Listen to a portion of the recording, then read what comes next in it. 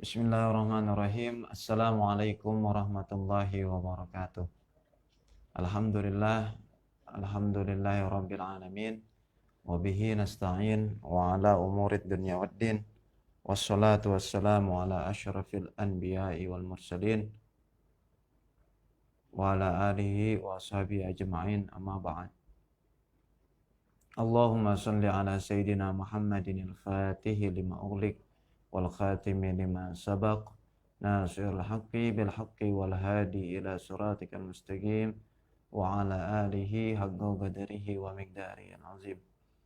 Allahumma inna nas'aluka al-futuh wal munuh wal rusukh wa salahal jasadi wal ruh wa taubatan nasuh.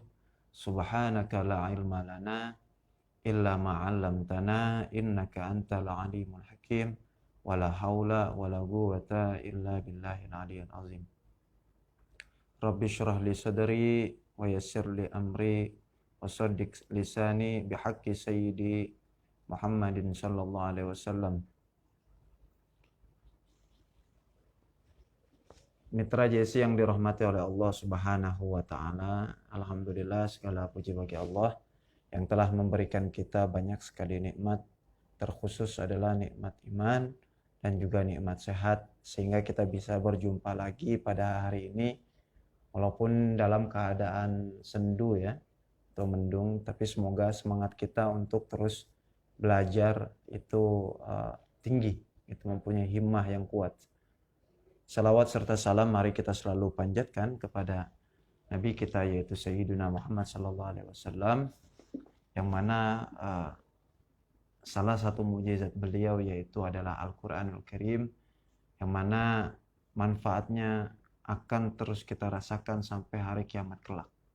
Bahkan sampai detik ini pun masih terus kita rasakan bersama mukjizat dari Al-Qur'an ini. Baik itu di dalam kehidupan pribadi, sosial, bermasyarakat, maupun dalam dunia ketatanegaraan dan banyak hal gitu. Nah, inilah mukjizat dari Nabi kita Nabi Muhammad SAW yang sampai detik ini masih kita terus rasakan. Mitra JC yang dirahmati oleh Allah Subhanahu wa taala, sebelumnya Bang Zai mohon maaf gitu karena beberapa minggu mungkin ya kita tidak bertatap muka gitu, karena dikarenakan banyak hal yang menyebabkan kita belum bisa untuk bertatap muka. Maka alhamdulillah pada hari ini Allah memberikan taufik, kekuatan kepada kita untuk bisa melanjutkan kajian kita yaitu surah Al-Fatihah, sekaligus membahas ilmu tajwid yang ada di dalam ayat-ayat surah Al-Fatihah. Dan juga alhamdulillah karena berkenaan dengan segera hadirnya bulan Ramadan di tengah-tengah kita, maka amalan yang paling afdol yaitu adalah membaca Al-Qur'anul Karim. Karena mungkin sudah masyhur gitu, ketika bulan Ramadan ini banyak sekali musola-musola atau masjid-masjid yang menggaungkan bacaan-bacaan Al-Quran. Namun sekali lagi yang perlu kita perhatikan adalah apakah bacaan kita ini sudah baik, apakah bacaan kita sudah sesuai dengan kaidah-kaidah tajwid. Oleh karena itu banyak mungkin kesini-kesini ya, itu pemahaman-pemahaman yang akhirnya kurang tepat gitu. Seperti di bulan Ramadan kita sering mengadakan tadarusan. Maka guru saya menjelaskan definisi tadarusan itu adalah ketika ada guru dan murid, dan juga murid membaca dan gurunya menyimak dari bacaan-bacaan tersebut. Nah, kalau membaca sendiri ini namanya qiraat gitu. Dan ini memang yang sudah mumpuni ya, menguasai ilmu-ilmu tajwid. Nah, silahkan membacanya sendiri. Namun bagi kelas kita, kelas-kelas orang awam, nah itu hendaklah dengan cara tadarus, yaitu kita membaca kemudian ada yang mengoreksi di hadapan kita. Maka harus ada seorang guru gitu untuk membenarkan atau mengislah bacaan-bacaan kita. Maka jangan sampai nanti di bulan Ramadan ini uh, kita membaca Al-Quran ini tanpa sepengetahuan atau tanpa perhatian dari seorang guru. Jadi kemarin guru saya memberikan pesan gitu, bahwasanya untuk kelas-kelas kita ini orang awam jangan fokus terhadap khatam Al-Qur'annya, tetapi fokus kepada perbaikan bacaan Al-Qur'annya.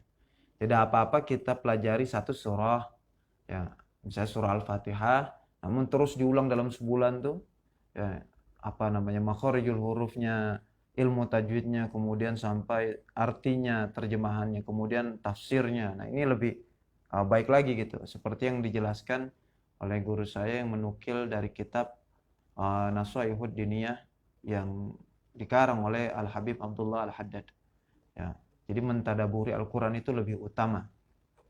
Nah, banyak di antara kita yang mengejar khatamnya gitu, tetapi tidak memperhatikan metode bacaannya atau sering terjadi lahan atau tergelincirnya bacaan ketika di dalam membaca Al-Quran. Nah, Mitra JC, seperti biasa, silakan Mitra JC persiapkan mushaf Al-Qurannya di rumah, kemudian buku catatannya. Nah, di awal perjumpaan mungkin kita akan membacanya dulu bersama-sama, yaitu surah Al-Fatihah. Lalu kemudian kita menjelaskan hukum yang ada di dalam ayat tersebut. Mungkin kemarin terakhir sampai pada bab izhar qamariyah. Nah, ya silahkan Mitra JC yang mungkin melihat melalui Facebook Radio JC, sama-sama kita membaca Al-Qurannya. Insyaallah nanti Bang Ji akan membacanya pelan-pelan, kemudian diikuti oleh Mitra JC. Sudah? A'udzu billahi minasy syaithanir rajim. Kita tahu dulu. Bismillahirrahmanirrahim. Nah, bismillah sudah kita selesaikan ya hukum-hukumnya yang ada di sana. Baru kita lanjutkan. Alhamdulillahi rabbil alamin. Jadi ya?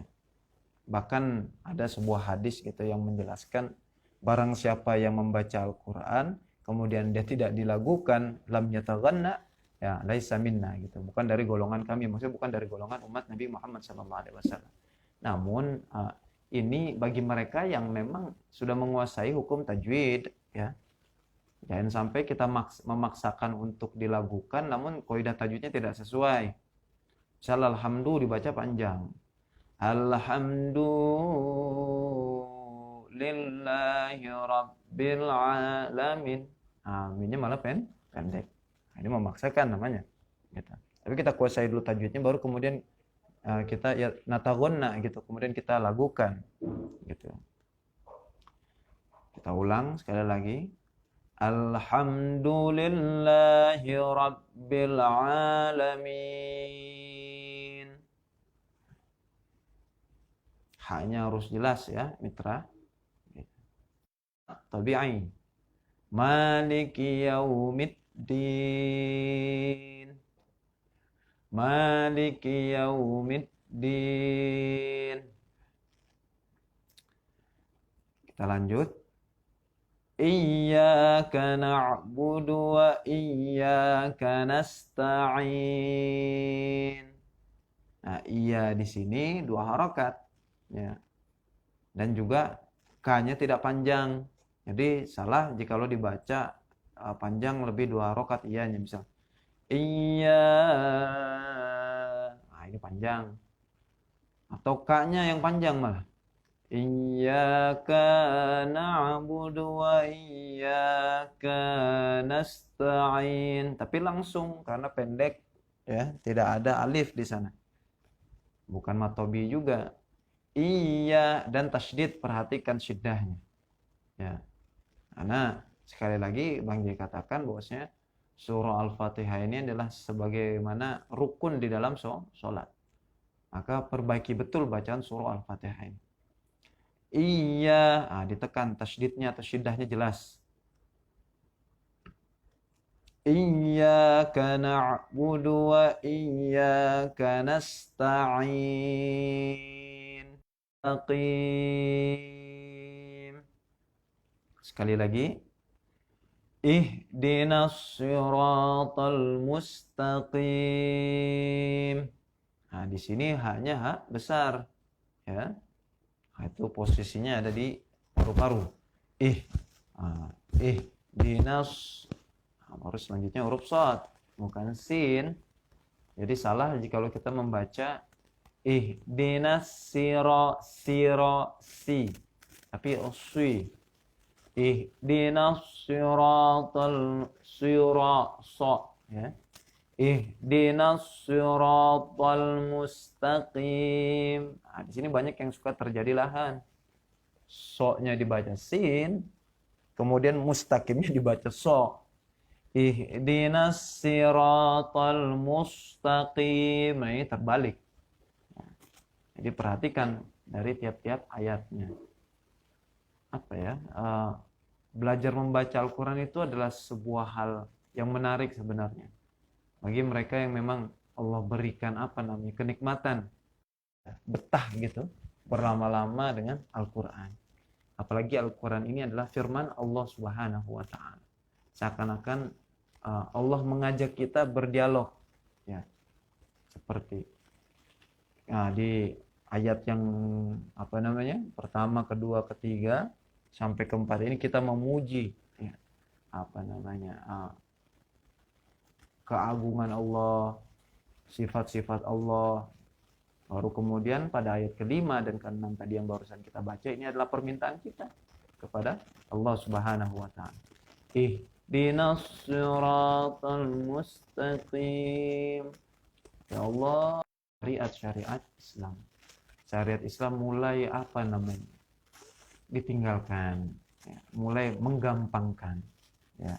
Tolong tunjuk kami jalannya lurus. Nah, walaupun nanti ada tafsirannya, ini hanya sekedar terjemah, ya, Mitra Jesi. Ihdina itu artinya tunjuk. Amat sangat tinggi, gitu. Jadi kesedihan paling besar itu buat orang-orang beriman adalah ketika iman itu sudah tidak ada lagi di hatinya. Hanya sedih kita, gitu. Walaupun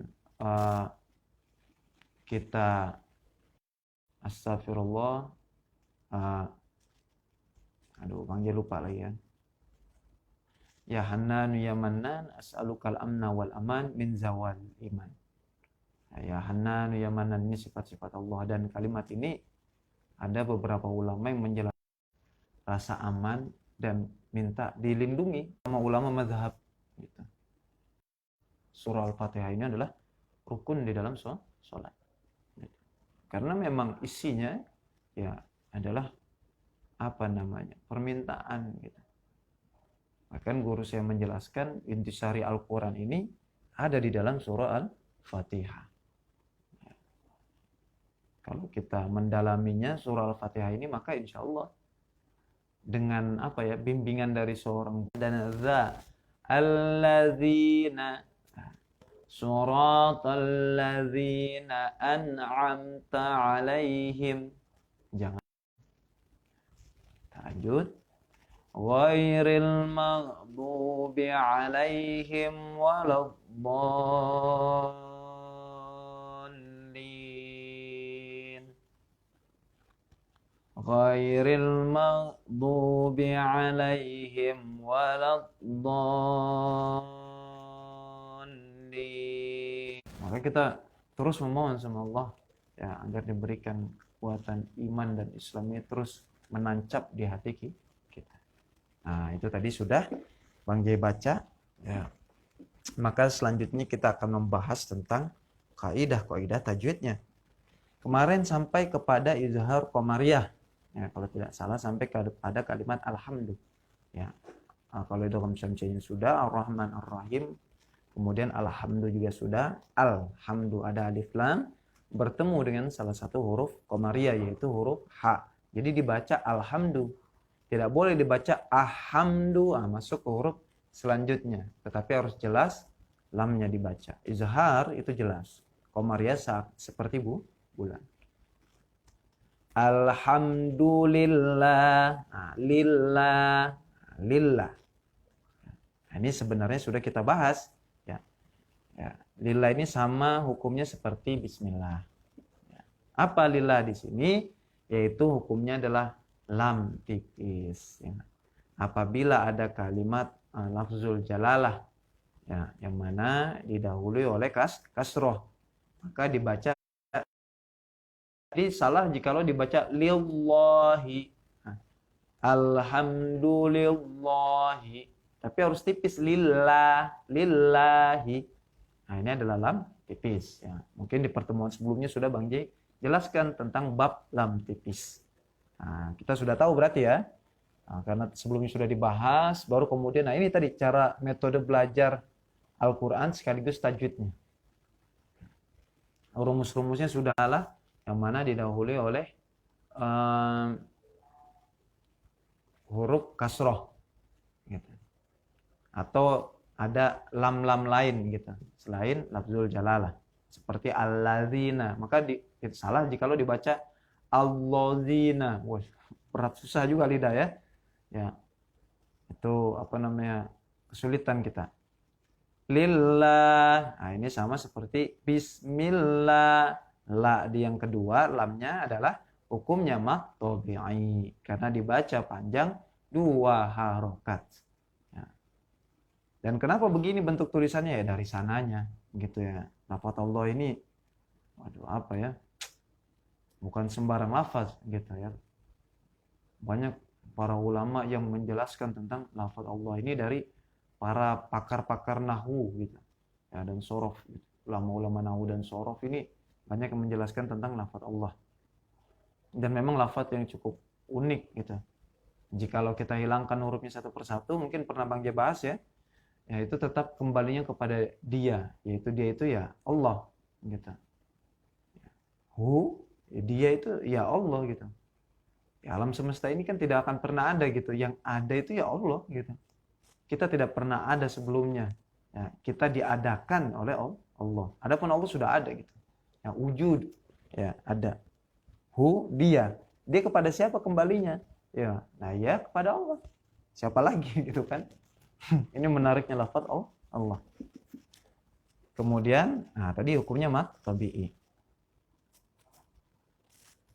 Lillahi rabbil alamin. Rabbil alamin. Rabbil nggak ada hukum di situ ya. Hanya tasydid saja. Rabbil. Nah, ada alif lam bertemu dengan huruf qamariyah. Ya, salah satu huruf qamariyah yaitu huruf ain. Ya. Maka hukumnya adalah izhar qamariyah. Maka alif lam ini harus dibaca jelas. Rabbil. Rabbil A-nya hukumnya adalah tabi'i. Ya. Kenapa kita sebut tabi'i? Karena ada alif ya setelah fathah. Mana fathahnya ya huruf ainnya? Huruf ainnya kita perhatikan di situ berharokat fathah. Lalu setelahnya ada huruf alif. Maka dibaca 2 harokat. Ada yang tulisannya ain langsung alif, ada yang ain baru alif pendek gitu ya. Ya, disambung. Alamin. Alamin. Nah, itu harus dibaca 2 harokat karena hukumnya adalah tabi'i. Nah, ini satu ayat saja sudah kita temukan banyak hukum tajwid di situ. Dari izhar qamariyah. Lillahi, lamnya itu lam tipis. Lillah. Nah, itu tabi'i. Rabbil, bilnya ya, adalah izhar qamariyah lagi. Nah, ini tabi'i. Insyaallah berapa hukum ini? Satu ayat. Ya. Kemudian lamin, min. Nah, ini hukumnya sama seperti rahim. Apa nama hukumnya sudah kita bahas sebelumnya, yaitu mad arid li sukun, gitu. apabila ada mat tabi'i atau mat lain sebelum waqaf, ya. Waqaf itu artinya pemberhentian. Waqafa yaqifu artinya berhenti gitu. Dan bagaimana hukum membacanya? Boleh dibacakan 2 harokat atau 2 ketukan atau 1 alif atau 4 atau 5 seperti mat wajib muttasil. Ya. Jadi hukumnya mat tahrid lisukun sudah Bang bahas sebelumnya. Ya. Alhamdulillah lillah tetap tasydid harus jelas. Alhamdulillahi rabbil alamin. Nah, nanti masalah langgam mah itu masing-masing. Nah, kita lanjut. Ar-Rahmanir Rahim. Nah, kalau di Quran ini Ar-Rahmanir Rahim termasuk ayat yang ke-3. Ya.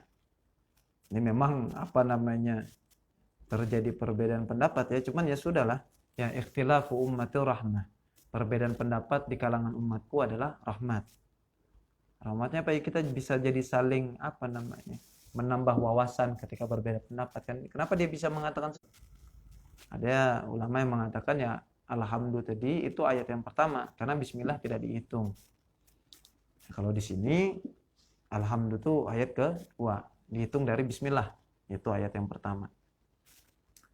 Ar-Rahmanir Rahim.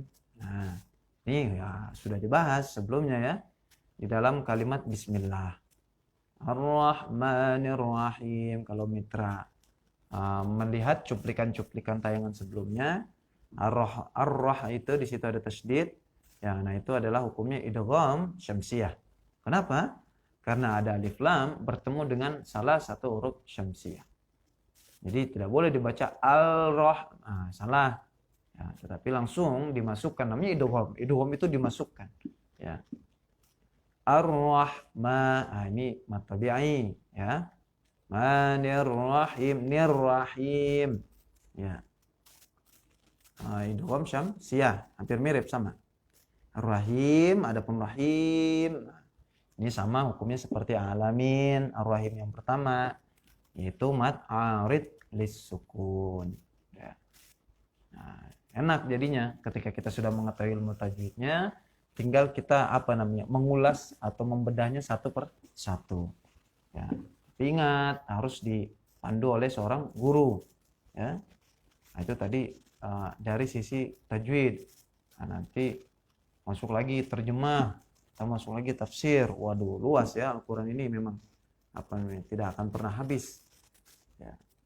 Jadi Ar-Rahmanir Rahim. Ar-Rah yang pertama adalah idgham, ma-nya Ar-Rahman itu mat tabi'i, Ar-Ra lagi idgham syamsiyah, Ar-Rahim. Nah, ini mat arid lis-sukun. Nah, itu mitra Yesi ya. Bang J kira cukup sampai sini, kita sampai kepada ayat yang ketiga. Nah, insyaallah kita akan lanjut nanti di pertemuan selanjutnya, yaitu Maliki Yaumiddin. Nah, ini biasanya ada hukum baru di situ ya. Ya. Insyaallah ya, semoga Allah juga memberikan kita taufik ya untuk bisa terus beristiqomah ya dalam belajar agama ini gitu. Guru saya pernah berpesan, yu'tillahu ad-dunya man la yuhibbu wa man la yuhibbu. Itu memberikan dunia ini yang orang beriman, dan juga man la yuhibbu, dan Allah memberikan dunia ini kepada orang-orang yang tidak dicintai. Bahkan kita lihat gitu, lebih banyak kadang orang yang tidak dicintai yaitu orang-orang kafir gitu. Rumahnya gedong, apartemennya. Tapi berbeda dengan ilmu gitu. Yu'tillahul ilma illa man yuhibbu. Allah tuh memberikan ilmu ya. Ini ya semuanya rata gitu. Mau ente beriman mau kagak Allah kasih. Rezekinya pasti Allah kasih. Tapi berbeda dengan ilmu. Allah hanya memberikan kepada orang-orang yang dicintainya saja. Gitu. Berarti kalau kita bisa duduk di majelis ilmu, majelis ta'lim, kita bisa menuntut ilmu, maka kita termasuk orang-orang yang dicintai oleh Allah. Maka dikatakan ya di dalam mahfuzat itu, man salaka tariqan yaltamisu bihi ilman sahalallahu tariqan ilal jannah. Man salaka tariqan, barang siapa yang menempuh sebuah jalan gitu, yaltamisu bihi ilman, yang mana dia berusaha keras untuk menuntut ilmu, sahhalallahu tariqan ilal jannah, maka Allah akan memberikan kemudahan baginya untuk masuk surga. Jelas ya. Kalau kita banyak ilmunya, insya Allah rentan atau jauh daripada kesalahan-kesalahan yang menyebabkan murka Allah. Maka jangan pernah bosan untuk terus menuntut ilmu dan juga duduk di majelis-majelis ilmu. Ya, nah, Mitra Jesi, semoga yang sedikit ini bisa memberikan manfaat untuk diri kita semua, khususnya bagi diri saya pribadi. Ya, dan semoga kita bisa bertemu lagi di lain kesempatan. Ya, semoga juga Allah memberikan berkah kepada kita di bulan Ramadan agar bisa kuat melaksanakan ibadah puasa khususnya, dan juga yang sunnah-sunnahnya. Ya, Allahu a'lam bishawab. Rabbi zidni ilman warzuqni fahman. Syukran katsiran ala ihtimamikum. Wassalamualaikum warahmatullahi wabarakatuh.